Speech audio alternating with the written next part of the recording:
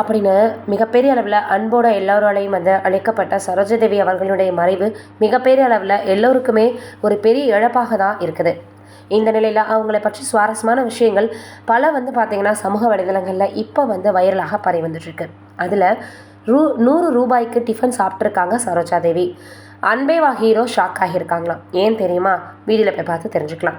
தமிழில் மட்டும் இல்லாமல் தென்னிந்திய சினிமா துறையில் பழம்பெரும் நடிகை சரோஜாதேவி முக்கிய இடம் பிடிச்சிருக்காங்கன்றதில் எந்த விதமான மாற்று கருத்தும் கிடையாது.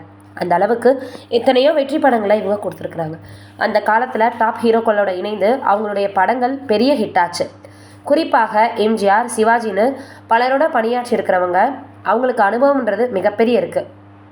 நாயகர்களுக்கு இணையாக அதிகப்படியான ரசிகர்கள் வட்டாரம் சரோஜாதேவி அவர்களுக்கு இருந்திருக்கு. அப்போதைய முன்னணி நடிகர்கள் மட்டுமில்லாமல் விஜய் மற்றும் சூர்யா ஆகியோருடன் இணைந்து ஒன்ஸ் மோர் ஆதவன் போன்ற திரைப்படங்களில் நடிச்சிருக்கிறாங்க. இந்த சூழலில் வயது முதிர்வு காரணமாக சரோஜாதேவி அவர்கள் ஜூலை 14 அன்று காலமானாங்க. அவங்களுடைய நினைவலைகளை பலரும் பதிவு செய்து வராங்க. அந்த வகையில் தான் இப்போ இவங்களுடைய பழைய நேர்காணல் ஒன்று இப்போ பார்த்திங்கன்னா வைரலாகி வருது. அதில் அன்பேவா திரைப்படத்தில் பணியாற்றிய போது ஏற்பட்ட சுவாரஸ்யமான சம்பவத்தை அவங்க பகிர்ந்திருக்கிறாங்க. ப்ரொடக்ஷன் மேனேஜர் ஒரு முறை நான் சாப்பிட்ட மாலை சிற்றுண்டையில் பில்லை கொடுத்தார். அதில் நான் சாப்பிட்டதுக்கு 100 ரூபாய்னு சொல்லியிருந்தாங்க. இதை பார்த்த எம்ஜிஆர் அதிர்ச்சி ஆகிட்டாராம். உடலை அவ்வளவு சரியாக பராமரிக்கும் நான் எப்படி 100 ரூபாய்க்கு டிஃபன் சாப்பிட்டேன்னு ஷாக் ஆகிட்டார். அந்த அளவுக்கு ஒவ்வொரு விஷயங்களும் சரியாக கவனித்து வந்தாங்க.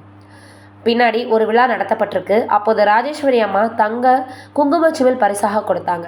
இப்போது வரைக்கும் அவரது ஞாபகமாக அதை பத்திரமாக வச்சுருந்தாங்களாம்.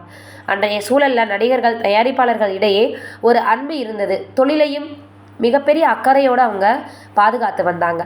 குடும்பத்தினரை போல நாங்கள் பழகினோம் அப்படின்னு சரோஜாதேவி அவர்கள் தெரிவிச்சிருந்தாங்க. எல்லோரது மனதிலும் இடம் பிடித்த பழம்பெரும் நடிகை சரோஜாதேவி அவர்களுடைய மறைவு பலருக்குமே மிகப்பெரிய அளவில் அதிர்ச்சியையும் அதே போல் சோகத்தையும் ஏற்படுத்தியிருக்கு. தொடர்ந்து எல்லோருமே மிகப்பெரிய அளவில் இரங்கலை தெரிவித்து வந்துட்டுருக்காங்க. நம்மளுடைய சார்பாக சரோஜாதேவி அம்மா அவர்களினுடைய ஆன்மா சாந்தி அடையணும்னு கடவுளை வேண்டிக்கலாம். நீங்கள் என்ன நினைக்கிறீங்கன்றத கமெண்ட்டில் சொல்லுங்கள்.